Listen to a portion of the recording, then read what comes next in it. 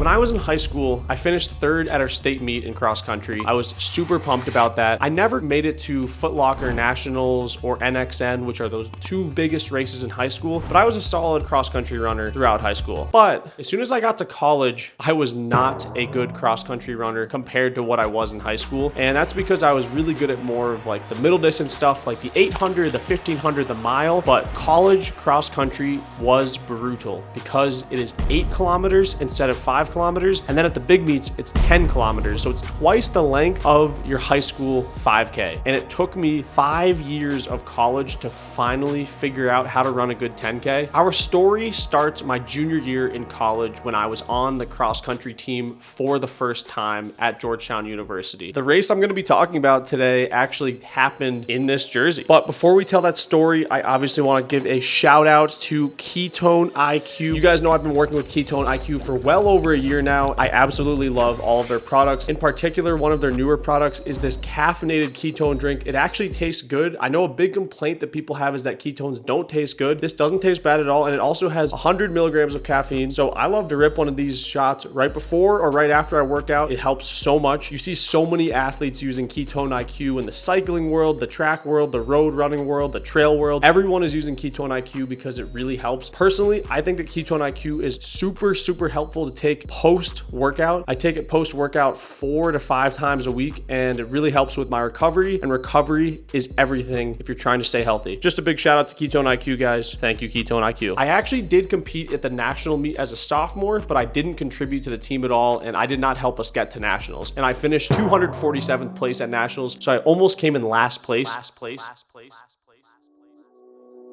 So I really consider my cross-country career in college starting my junior year. I was our number 2 runner to number 4 runner all throughout the season, and we were a team that was expected to make the national meet. So in order to make nationals in cross-country in college, you have to finish top 2 in your region at the regional meet. Our team was favored to absolutely make it, and we had a pretty solid team. But a couple people got injured, a couple people got sick, so the team was a little bit falling apart towards the end of the season. Anyway, it was really important that I ran well at the regional meet in order for our team to make nationals. However, at the regional meet, I completely bombed the race and finished, I think, 74th to 78th place. And I was one of the root causes of why our team didn't make nationals. And it was the first year that our team didn't make nationals in a long time. And it really crushed me because I felt like I let the team down, and it was really disappointing. Now, flash forward 1 year later to my senior year of college, and we were in the same exact position. Our team needed to get top 2 to make nationals, and I was one of the contributors of the cross-country team, and I thought that I was going to be able to help our team make nationals, and it really did come down to if I ran well as my other teammates. And again, for the second straight year, I totally bombed it at our regional meet. This time I finished in like 97th place or something just atrocious, something that I should have never done, and it's a head scratcher to me. I don't know why I had the most terrible race of my life. I just think that I let the nerves get to me. I totally choked, and I remember it was just a miserable experience because I was the sole reason that year that we did not make nationals, and it was the second year in a row that we did not make nationals, and I was a huge reason as to why we didn't 2 years in a row. So flash forward to my 5th year of college, my last opportunity to help contribute to the team and make nationals. Throughout the 5th year season, I decided to finally just let go of the nerves, understand that some races were going to go well, some were going to be difficult, but I always had to try my best. As long as I tried my best, then I couldn't be disappointed with my results. So my 5th year, I had some really good races at the beginning of the season. I had some meh races in the middle of the season. And then at the Big East meet, I ran pretty bad. I was like our 7th or 8th runner. So I wasn't even really sure if I was going to be contributing to the team at the regional meet because top 5 contribute. Anyway, it doesn't matter. That part doesn't. We get to the regional meet on my 5th year. This is 2019. So 5 years ago now. This year, our team was not expected to make nationals because we had been struggling all year. We didn't really have a super good runner up front, and our team overall had been inconsistent throughout the year. We had kind of been known as this team that just choked at the big leagues. So again, for the 3rd straight year, it came down to if I could run well, then our team would potentially have a good chance at making it. But it wasn't just me. Everyone on the team needed to kind of run lights out in order to make nationals. This was our last cross-country race if we didn't make nationals. You know, everything was on the line,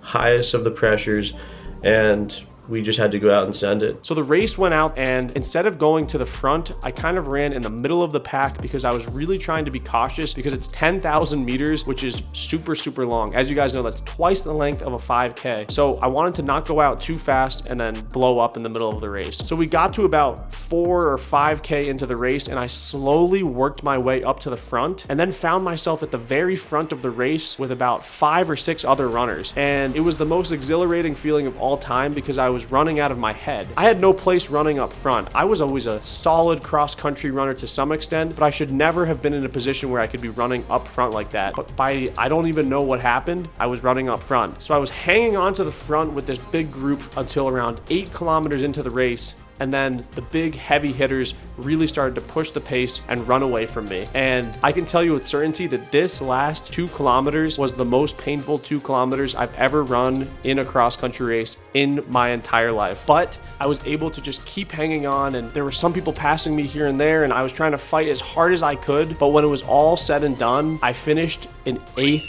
place at the regional meet this year, and our team ended up finishing 2nd place, and we qualified for nationals as a team, and it was like the greatest feeling ever. It felt so good to have not let the team down, but in fact do the opposite and really help the team contribute and make the meet. So I finished all regional, and even if our team hadn't qualified, I would have gone to NCAAs individually that year because I had such a good cross-country race. And it's one of those crazy races where after 2 years of failure, I didn't give up. I didn't let the trend continue, and I kind of broke my own curse and not just have a decent race, but have the best race of my life. It was 10 kilometers as well, and I ended up running 30:11, which is by far the fastest 10K I had ever run in college. It's the fastest 10K I've ever run to this day. One thing that's funny about this story is that 1 week later then was nationals, and I was cooked. I was absolutely cooked, and I ended up finishing in 205th place at nationals. Looking back, it's not funny, but it's just like, gosh,